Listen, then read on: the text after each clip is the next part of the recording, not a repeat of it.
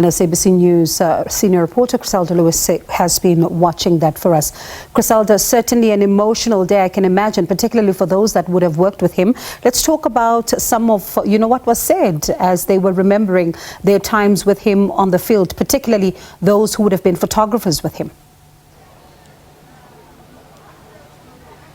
Well, that's right, Bongiwe. Speaker after speaker honouring Dr. Peter Magubane, describing him as having planted a seed for those who came after him. His extraordinary life was honoured here today, and, the profound impact that he made through the lens exposing the atrocities of the apartheid government. The Johannesburg Mayor, Kabelo Kwamanda, one of those paying tribute, basically saying that Dr. Makubane's lens was a powerful weapon to fight for justice, saying his work went beyond the surface and delved into raw emotions, of those facing injustice during apartheid. His commitment, to truth telling had basically put him at a crossheads with the apartheid regime.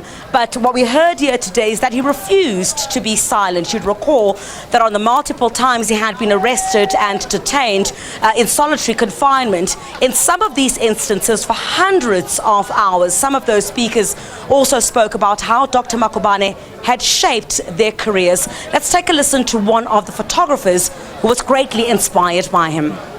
I ran out of film and I looked at a group of journalists with cameras like that, and they were very intimidating. But I was afraid to approach any of them. But I saw this man with gray hair. He looked like an angel. He looked like someone that I can talk to. And I approached him and I said, Baba, ngicela ungiphi film. This is exactly what I said.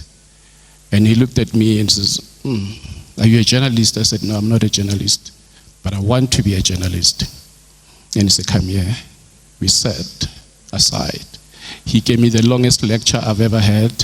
He gave me so much wisdom, things I've never had people talk about. I come from a community where, just around the corner from here, White City, Moroccan North, there was no hope. There was no future. We didn't have much role models. But when I saw this gentleman, and I explained to him who I was, what I want to do with my life, and he sat me down, and he said, you know what? This is what I'm going to tell you to do. Take this film that I'm giving to you.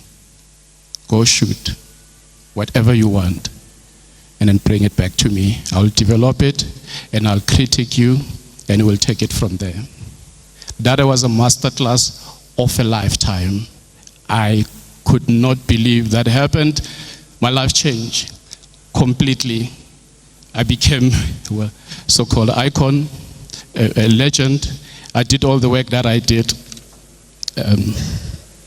But now, above all of that, I would always like to say to people that even the generation after us, simplicity, looking up to people, and just being respectful, it goes a long way.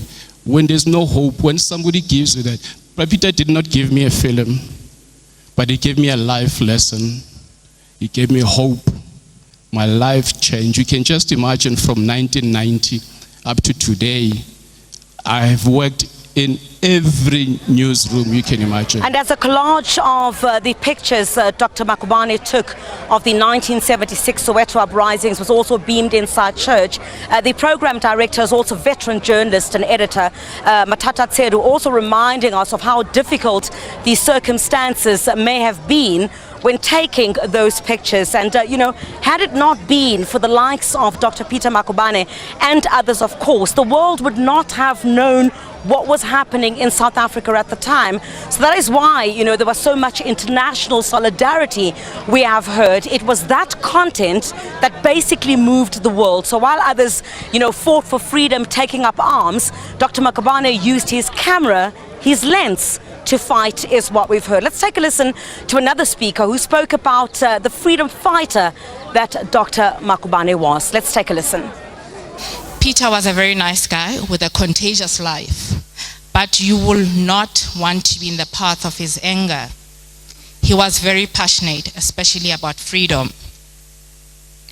He was amongst others who marched to the Union buildings in 1954 for the Women's March. He was a freedom fighter.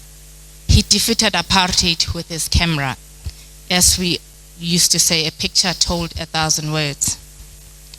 Peter was the first black photographer to win an award in South Africa. He was and remains an inspiration to many young photographers of his and this time. He has paved the way for and set an example of excellence for generations to come.